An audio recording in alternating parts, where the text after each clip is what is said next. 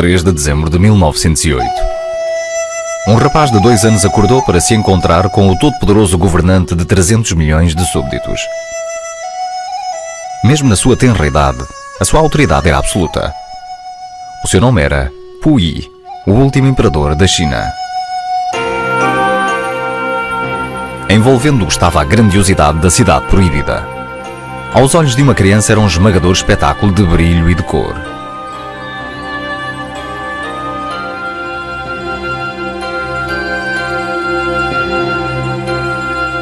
Whenever I think of my childhood, my head fills with a yellow mist. Everything was yellow. This color was used exclusively by the imperial household and made me feel that I had a heavenly nature, different from that of everybody else. Puyi, the last emperor of China.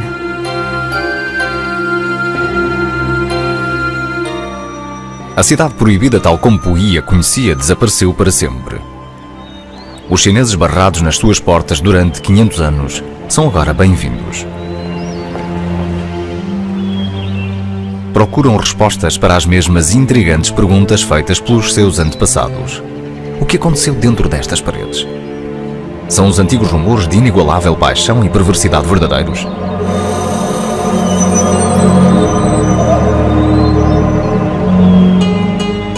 Onde está o tesouro que dizem ter desaparecido dos armazéns do palácio?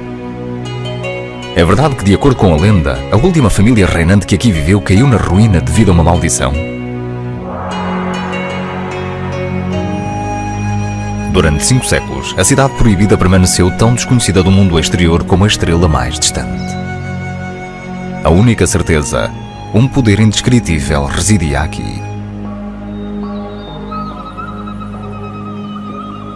I think both Chinese and Western scholars, and the average tourist, are fascinated with the Forbidden City because it's hard for us to imagine so much power concentrated in one single place.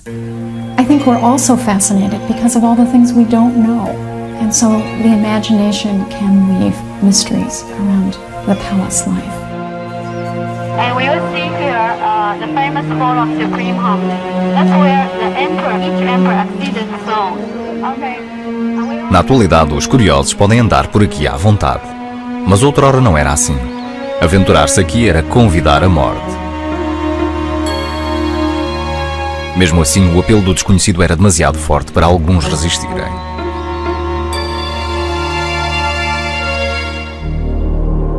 O destino de um intruso tornava-se um terrível aviso para todos os que ousavam segui-lo. O intruso, um cozinheiro desempregado. O seu plano? Matar o imperador.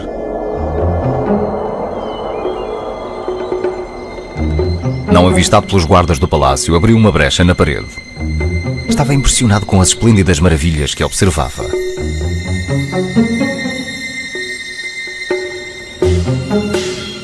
Furtivamente e com alguma sorte, aproximou-se do seu alvo. Mas antes que a sua espada o pudesse atingir, os guardas do imperador subjugaram-no. When asked to give an account of himself, he was somewhat incoherent, but he talked about the frustrations of living in poverty right outside all of the splendor of the Forbidden City. At that point, they said, well, if you were frustrated, why didn't you commit suicide? Why did you enter into the sacred precincts? And he said, well, what good would it do to commit suicide? I could go down in history if I managed to breach the walls of the Forbidden City. Como acontecia com todos os intrusos, o cozinheiro foi condenado à morte. A forma normal de execução, um pesadelo bárbaro apropriadamente chamado a morte pelos 1000 cortes. The idea was to take small scoops of flesh, one by one, from the body, leaving the internal organs functioning for as long as possible, so that the person would be conscious of each and every slice.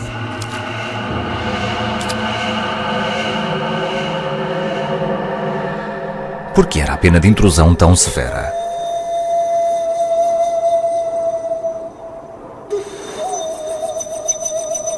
A resposta pode estar no facto de se acreditar que a cidade proibida era indescritivelmente sagrada. Como casa do imperador que era, não podia ser menos do que isso. Para as pessoas da China Imperial, o imperador era um ser divino, filho do céu. Ele é um pivô cósmico, no qual divindade e humanidade se fundiram. Os chineses acreditam que o seu palácio era o centro de todas as coisas. It's the navel of the Chinese world. This is where the cosmos centers itself by dint of having the Son of Heaven in there. And much of that aura still resides there. When you see the Forbidden City, you see Chinese emperors, you see imperial power. O impacto visual da China proibida reside parcialmente na sua vastidão. O magnificente ponto focal é o Muro da Harmonia Suprema.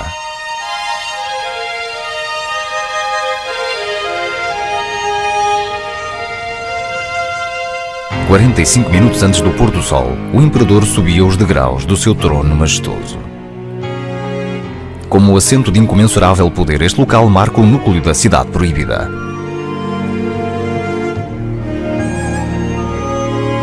Aqui, com um simples aceno de cabeça, o imperador decidia o destino de milhões de pessoas. Para usufruir de serenidade, retirava-se para o jardim de Qianlong. Este pavilhão era o refúgio favorito do imperador e dos seus convidados. Copos de vinho flutuavam ao longo deste tortuoso canal de água. Sempre que um copo parasse, a tradição obrigava a pessoa que estivesse mais perto a compor um poema. Se um poema desagradasse ao imperador, a punição seria suave: beber todo o vinho de um só trago.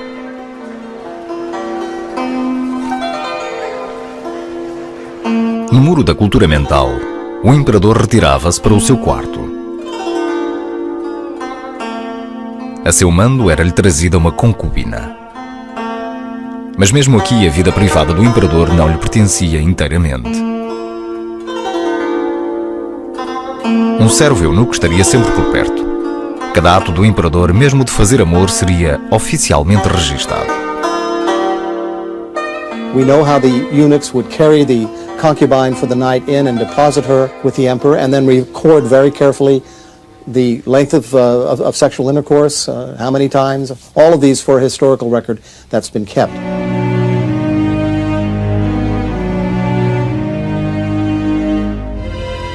Tais registros históricos são uma ferramenta-chave para os modernos estudiosos. Paulatinamente, a cidade proibida começa a revelar os seus segredos. Quem concebeu e construiu a cidade proibida? Já a seguir vai ficar a conhecer um príncipe ambicioso que se torna obcecado por uma visão profética. Para a cumprir, apoderar-se-á do trono da China e escravizará 500 mil camponeses.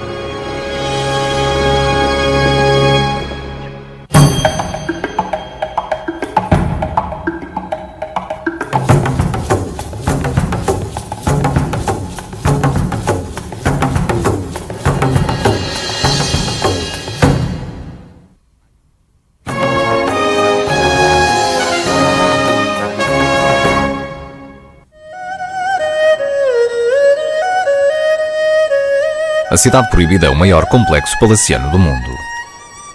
É uma mistura única de grandeza e de serenidade.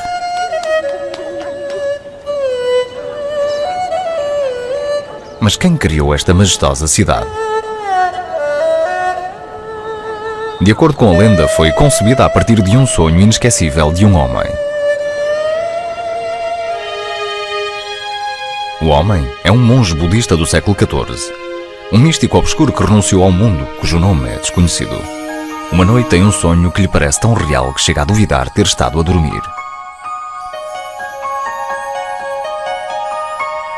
No seu sonho ele enfrenta uma estranha escuridão que se desvanece num cenário de beleza ofuscante. Ante os seus olhos surge uma cidade gloriosa. A visão fica marcada na memória do monge.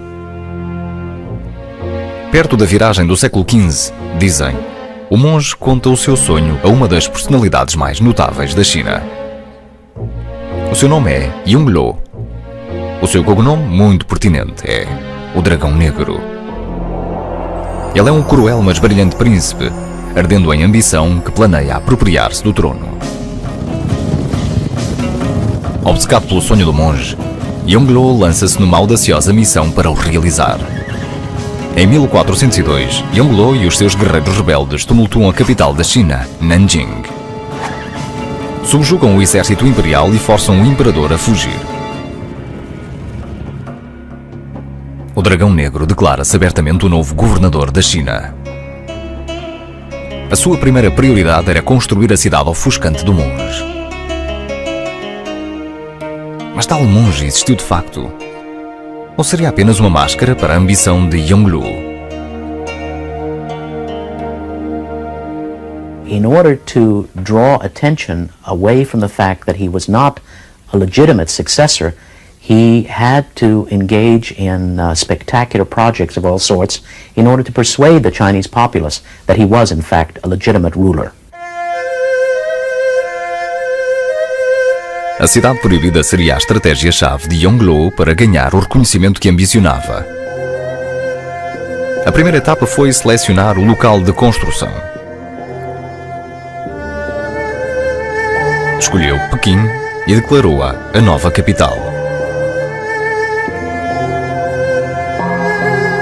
Em 1404, Yongle começa a reunir os homens e recursos de que precisa.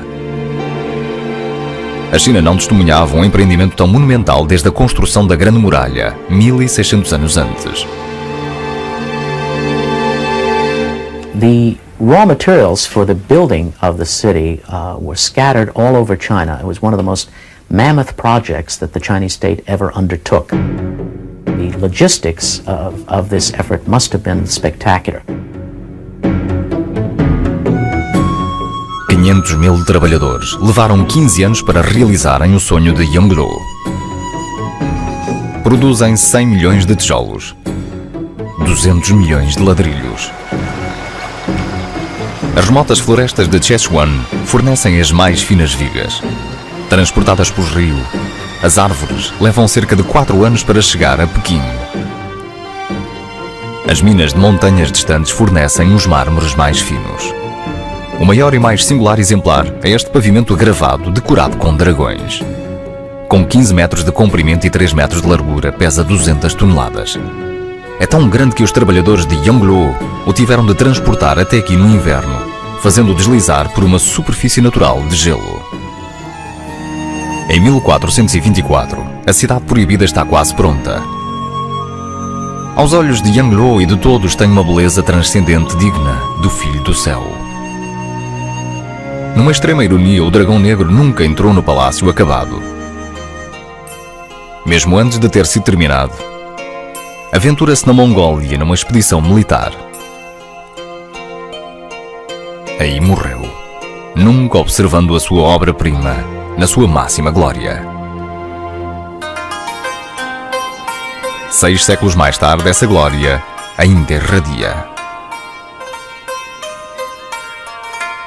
A Cidade Proibida permanece como o cumprimento da visão profética de um homem e um monumento à poderosa energia de outro.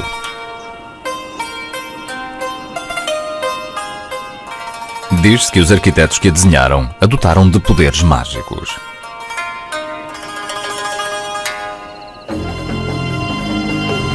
Já a seguir vai ficar a saber que a Cidade Proibida pulsa com a energia do sobrenatural.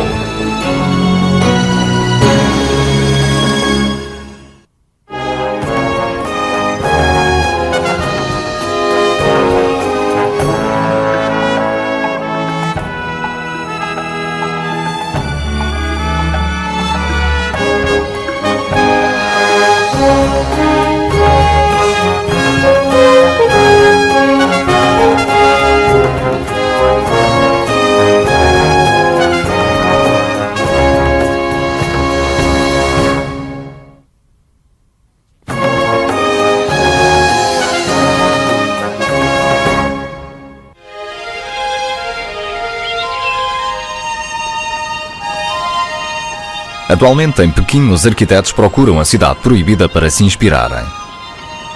Embora tenha 6 séculos, de certa forma é vista como um modelo de design moderno.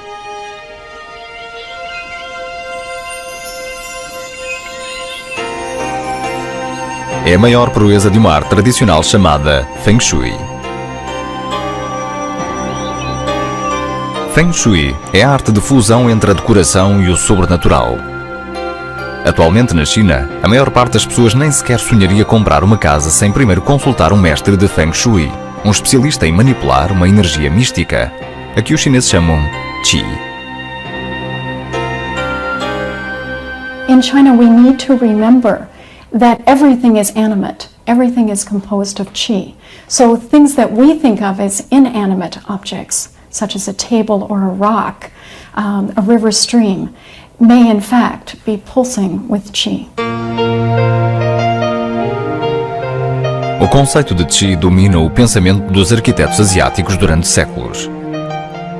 O seu desafio? Construir estruturas nas quais a sua crucial força vital flua mais harmoniosamente. Acreditam que se o Qi for eficientemente canalizado, terá um efeito positivo nas pessoas que aí vivem e trabalham.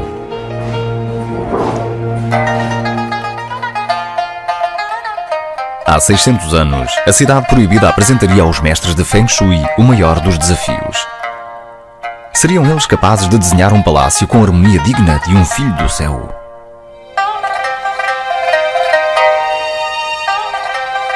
O seu arrojado desafio impeliu-os a remodelarem toda a paisagem.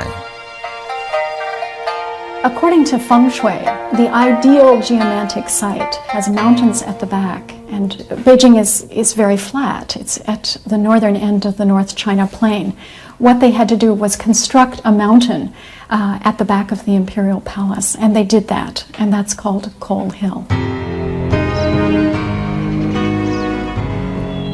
A grandeza ameaçadora da montanha de carvão faz com que o Qi positivo não saia da Cidade Proibida.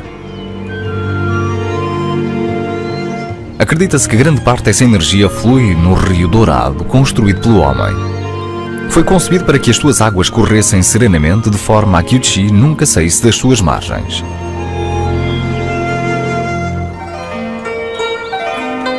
Cada gradação do desenho reflete aqui uma preocupação profunda com a canalização das invisíveis forças cósmicas. A Cidade Proibida permanece como obra-prima do Feng Shui. Mas as forças harmoniosas da natureza aqui imbuídas são frágeis.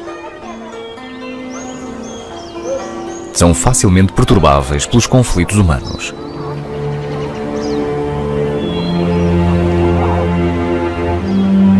Num dia histórico, em 1644, o caos completo reinaria aqui.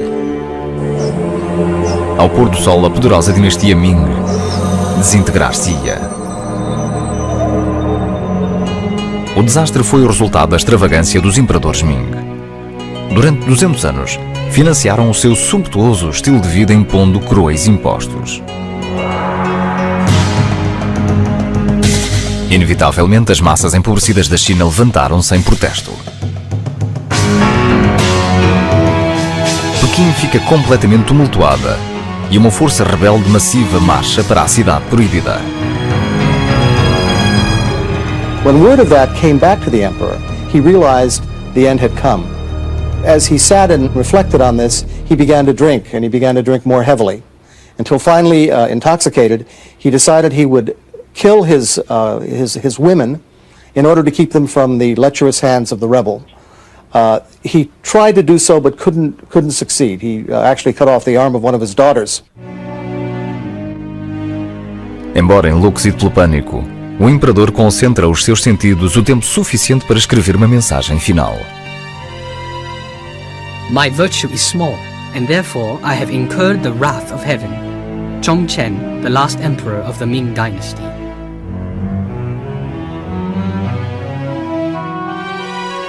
Quando os revoltosos atingiram os portões do palácio, o imperador sobe à montanha de carvão, também conhecida como a Montanha do Panorama, para antever a dimensão total do desastre.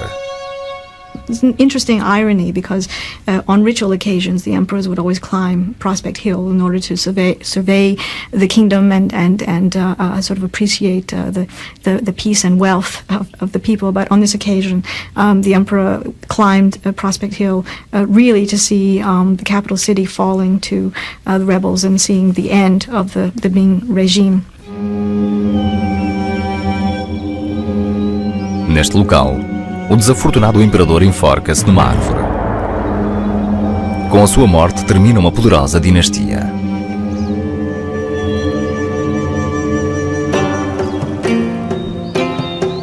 Mas a Cidade Proibida continuaria a ser local de poder para outros, os Chang. Mesmo assim, diz-se que os imperadores Chang viveram com medo de uma maldição proferida ainda antes do seu reino ter começado. Em 1912, como veremos, essa maldição deitaria abaixo o regime Chang. Mas até esse importante dia, estas paredes abrigariam histórias incontáveis de desordem e perversão. As personagens-chave, os servos eunucos castrados.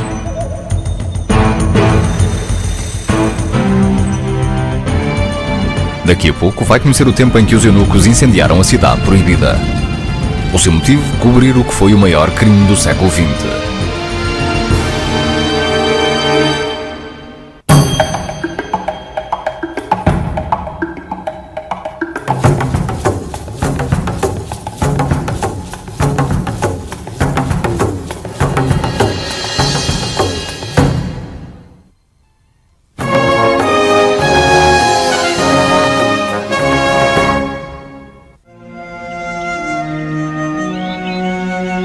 Durante 500 anos, os camponeses que olhavam estes gigantescos muros faziam perguntas que persistem até à atualidade.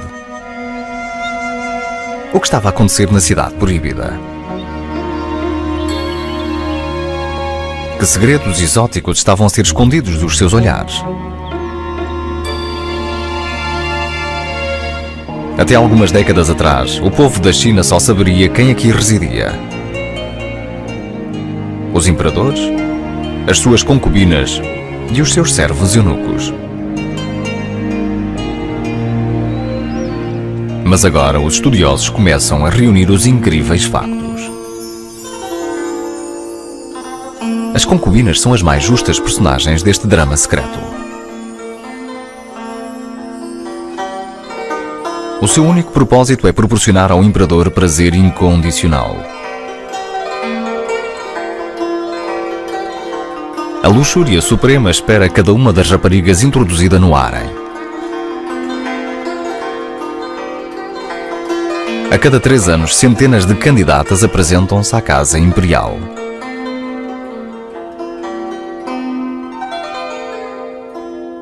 Interestingly enough, it was often the palace women rather than the emperor who evaluated concubines and decided who would become a concubine. According to one story, for example, they would often sleep overnight with a concubine to determine not only their beauty, but also whether they snored at night, and whether that would interfere with the emperor's sleep. Tendo ganho um lugar na Cidade Proibida, uma concubina leva uma vida mais regalada do que alguma vez poderia sonhar. Mas para muitas o palácio torna-se uma prisão. Quando a sua juventude e beleza se desvanece, está condenada a uma vida de solidão. Tendo partilhado a cama do Filho do Céu, ela não mais poderá ser tocada por outro homem.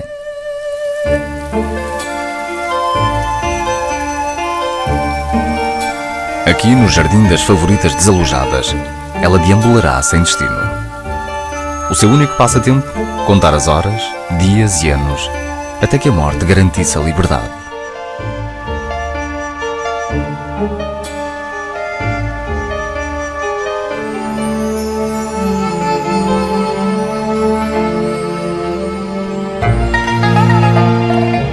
Mas a história de uma concubina revela que mesmo as mais novas e justas encontrariam algumas vezes a tragédia. Contra a sua vontade, entra para a Cidade Proibida em 1746. Ela é o prémio por uma recente invasão militar na Ásia Central. O seu nome perder-se-á na história, mas ela usa um perfume tão sedutor que a torna célebre como a concubina perfumada.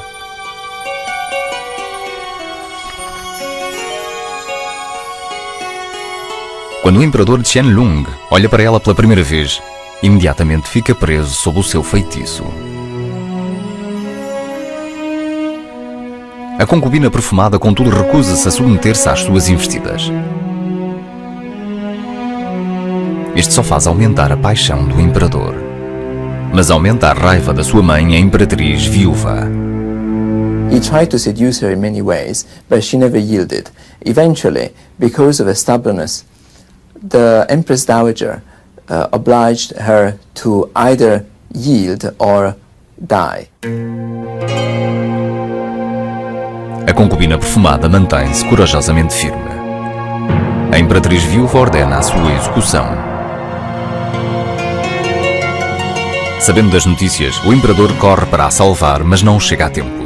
Encontra o seu corpo pendurado de um telhado por uma corda de seda.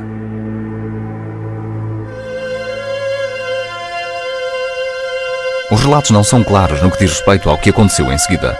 Alguns acreditam que o imperador, com o coração destroçado, a enterra num local secreto na Cidade Proibida.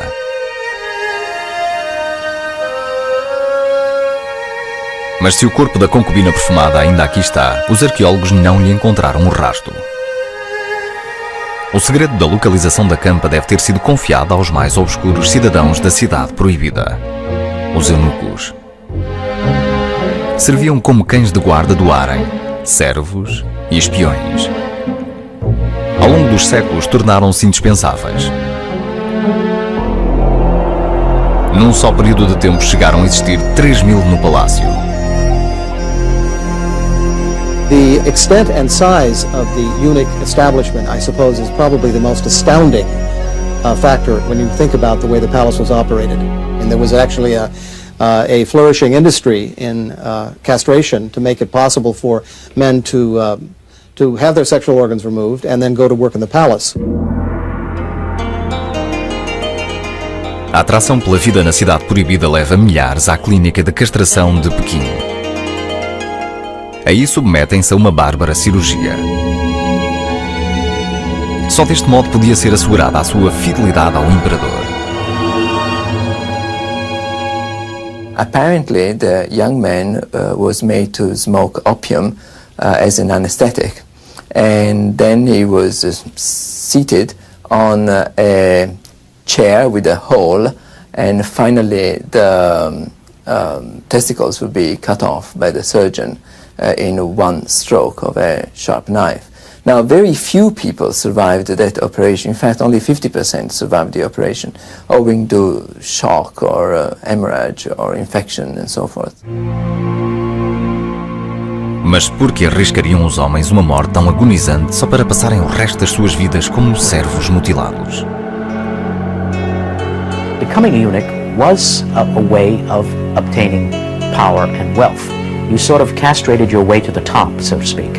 Some of the eunuchs reaped considerable rewards from their positions at the court. Some became the wealthiest, among the wealthiest individuals in China.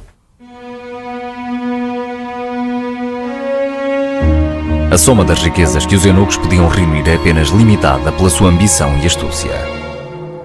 Os seus incessantes esquemas fizeram da Cidade Proibida um cadinho de conspiração e de intriga. Os eunucos podem ter sido responsáveis por um dos maiores crimes do século XX. Em 1923, um desastroso incêndio de origem desconhecida varre os armazéns imperiais. Perdem-se milhares de tesouros de valor incalculável. Estatuetas de ouro, mobiliário manufaturado com joias embutidas. Um vasto guarda-roupa de roupas de seda usadas pelos próprios imperadores. Mas o seu desaparecimento deve-se ao fogo ou a roubo.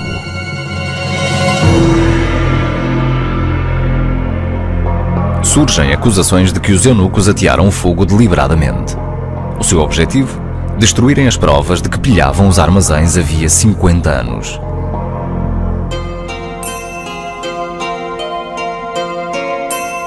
Mas cometeram de facto os eunucos um ato tão gratuito de ateamento do fogo? Em caso afirmativo, o que foi feito do tesouro incalculável que tinham roubado? There are fragments of it carried away, taken to points in Europe, now in the United States, some in Japan, a lot in Taiwan. Some of it went to the bottom of the sea in ships that sank, attempting to take the treasures away.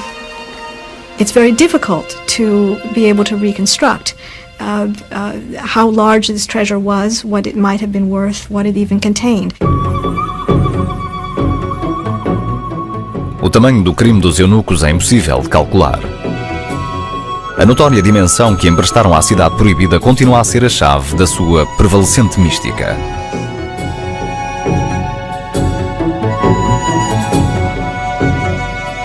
O mundo secreto que aqui prosperou duraria 5 séculos. Mas no dialbar do século XX, cairia na obscuridade. O que provocou este trágico final? Já a seguir, conhecerá um guerreiro moribundo que lança uma maldição à nova família governante. Uma maldição que vai predizer a ruína da Cidade Proibida.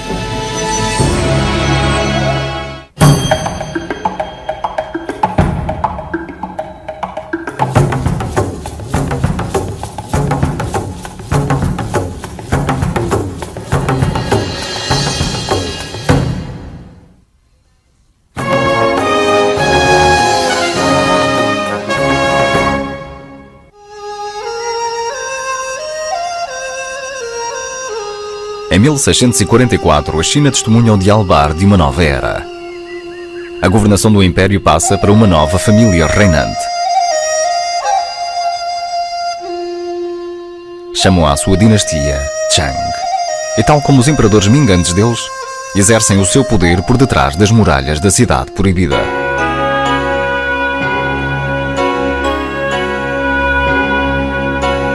O seu reinado estender-se-á ao século XX. Mas está-lhes destinado um fim trágico.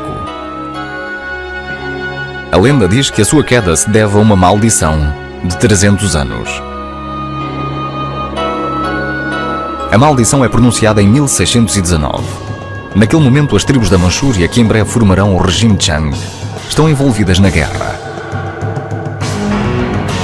O seu inimigo? Uma tribo chamada os Yehe, conduzida por um destemido guerreiro, o príncipe Jin Chaixi. When they attacked this neighboring prince, he refused to come down from his protected tower, and they set it on fire. And while the flames were leaping around him, he is said to have shouted down the curse, "Your house will fall because of the house of Yehe." O príncipe especifica que o instrumento da sua maldição será uma mulher da sua tribo. É isto uma ameaça vã ou uma verdadeira profecia de destruição? Os imperadores Manchu da dinastia Chang decidem não desafiar o destino. Durante 200 anos não aceitam deliberadamente concubinas da tribo Yehe.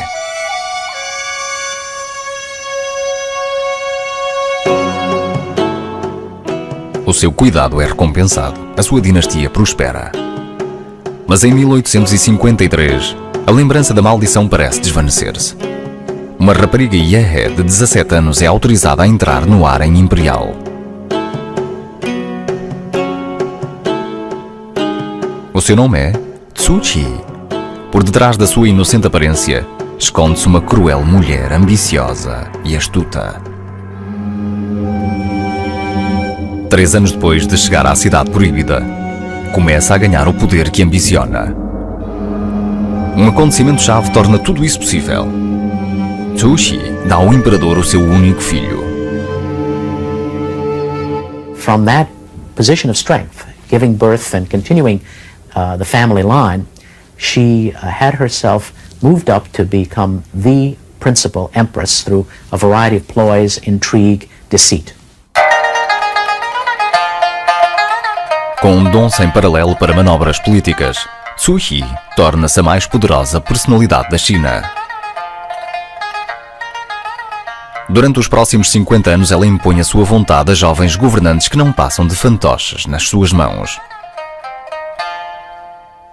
Women were not supposed to rule in China. So Cixi Taiho had to rule always with the fiction that she was simply acting as regent until the boy emperors were fully competent to assume the reins of power.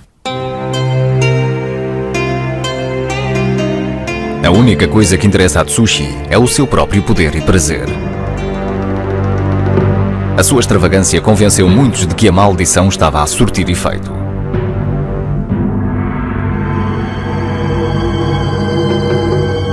Sob a sua governação, a China sofre um constante e desastroso declínio. Em 1908, a anarquia e a revolução varrem a terra. No seu leito de morte, Sui Kyi tem uma última hipótese de salvar o império, nomeando um sucessor digno do trono. Mas escolhe o seu sobrinho de 2 anos, Pu Yi, numa tentativa vã de reter o poder nas suas mãos. 4 anos depois, o império colapsa. É este o resultado da incapacidade da China lidar com as mudanças que varrem o mundo moderno? Ou é o cumprimento de uma sinistra maldição?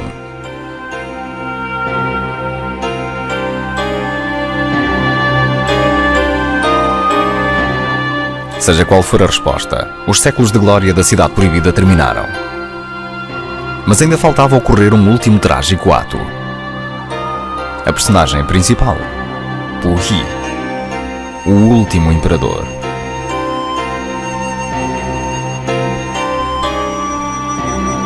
Aos 7 anos é forçado a abdicar, mas é autorizado a viver na Cidade Proibida até 1925.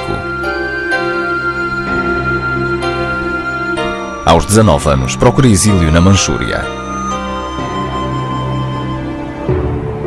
Na década de 30 é forçado pelas forças invasoras japonesas a agir como governador do seu governo fantoche.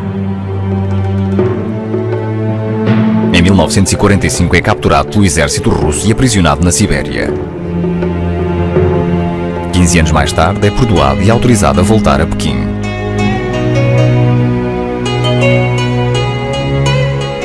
O homem, antes encarado como um deus vivo, termina os seus dias como um humilde jardineiro.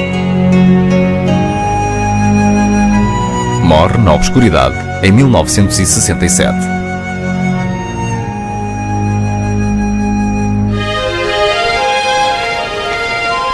A sua primeira casa e a casa de 23 imperadores antes dele está aberta ao público desde 1949. Os chineses barrados nas suas portas durante 500 anos deliciam-se a explorar o seu esplendor. Mas mesmo agora, algumas câmaras na cidade imperial são estritamente proibidas. No seu interior residem os governantes mais poderosos da China comunista. I remember the first time in Peking in the early 70s, walking down the street outside, not even knowing where I was in Beijing, and seeing this gate heavily guarded, and going up with all the temerity of a foreigner and saying, "What's in here?" And the guard looking at me and saying, "The chairman lives here." And I was just completely thrilled in my own way by that.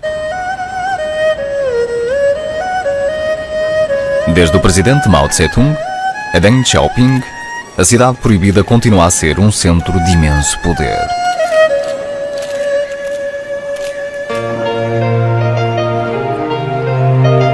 Este permanente legado de restrições parecem não diminuir o fascínio do povo da China pela Cidade Proibida. Eles encaram-na como o símbolo da sua rica herança. Paradoxically enough, the people today in the People's Republic of China take great pride in the Forbidden City. Here is an area that was taboo, that they couldn't enter in traditional times, but it's an area that is beautiful, it's spectacular, and shows what the Chinese people can do. And so it contributes greatly to nationalism among the Chinese and to a feeling of self-pride and self-worth. O seu objeto de orgulho durou 5 séculos. Tristemente, contudo, os dias da Cidade Proibida parecem estar contados. As causas? O intenso tráfego de turistas, a intensa poluição de Pequim, a devastação provocada pela passagem do tempo e a inexistência de recursos adequados para a restaurar. I was very struck by my own experience when I was working in China because each day was just part of the job of maintenance men to brush up the little pieces of the Forbidden City that had fallen off during the night and sweep them up and throw them away. The future of the Forbidden City as an architectural treasure is uncertain at best.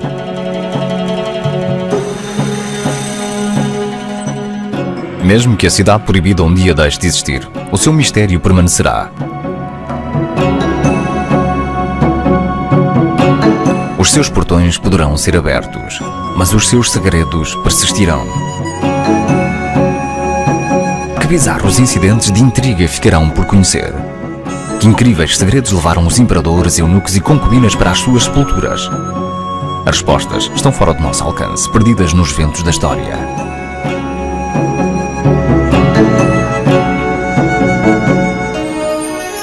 Ironicamente, porém, não conseguimos escapar-lhes por completo.